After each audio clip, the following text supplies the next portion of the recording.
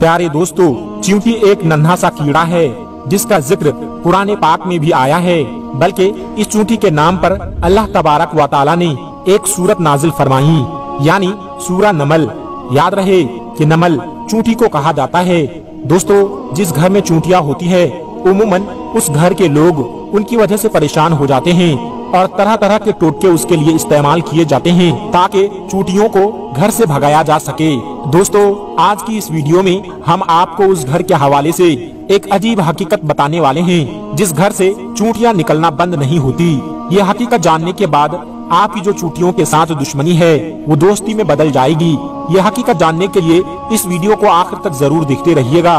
और एक चींटी आई जिसके मुंह में एक दाना था और वो उस दाने को लेकर दरिया के किनारे जा रही थी।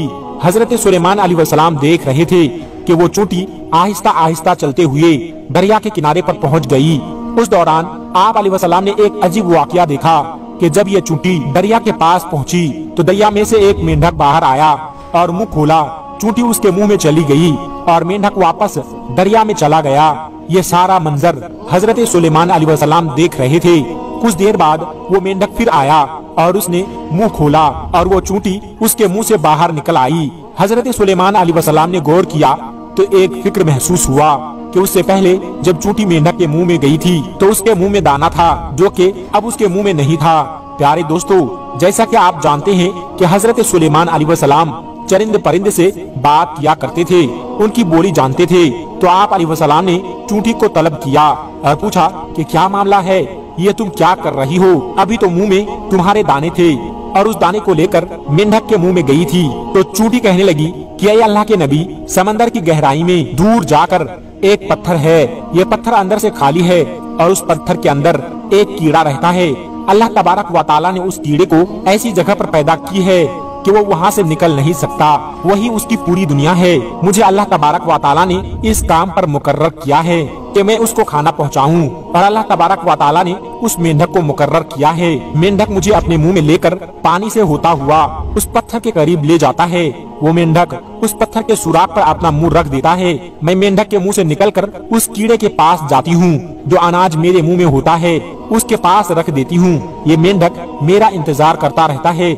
मैं वापस उसके मुंह में दाखिल हो जाती हूँ। ये पानी में तैरते हुए वापस किनारे पर आता है। हजरत सुलेमान अलैहिस्सलाम ने उससे पूछा कि जब तुम उसके लिए खाना लेकर जाती हो तब तुमने उसकी कोई बात सुनी है? चींटी कहने लगी कि हाँ, जब मैं उसके लिए खाना लेकर जाती हूँ तो हर रोज मैं उस कीड़े की बात सुनती हूँ। हजरत सुलेमान अलैहिस्सलाम ने पूछा और फरमाया कि उसकी गुफ्तगू क्या है, यानी वो कीड़ा क्या कहता है? चींटी बोली, वो कीड़ा कहता है कि ऐ वो जात जिसने समंदर की गहराई में इस पत्थर के अंदर भी मुझे नहीं भुलाया, अपनी रहमत को अपने बंदों पर भी मत भूलना। प्यारे दोस्तों, यह था वाकया चींटी और हजरत सुलेमान अलैहिस्सलाम का। अब हम आपको चींटी का एक और दिलचस्प वाकया भी सुनाएंगे, लेकिन उससे पहले आपको बता दें कि घर से चींटियों का निकलना किस बात की तरफ इशारा है, तो गौर से देख लेना कि अहले दानिश के मुताबिक जिस घर से चींटियां निकलना बंद ना हो तो ये इस बात की निशानी है कि उस घर में रिस्क बहुत ज्यादा है। प्यारे दोस्तों, आप ये खुद सोच सकते हैं कि हमारे घर में मौजूद चींटियां हमारे बारे में क्या बताती है, मगर अफसोस कि हम उनको भगाने के चक्कर में होते हैं और नए नए टोटके इस्तेमाल करते हैं। हमारी बहनें भी ऐसे टोटके तलाश कर रही होती है कि जिससे चींटियां खत्म हो जाए। तो खुदारा ऐसा मत कीजिए, अपने घरों से चींटियों को मत निकालिए। ये आपके घर की रिस्क बढ़ने की वजह से है और अपने हिस्से के रिस्क के लिए मौजूद है। इसलिए चाहिए कि चींटियों को खतरनाक दवाइयों के साथ कत्ल न किया जाए, बल्कि ये तो आपके रिस्क बढ़ने की तरफ इशारा करती है।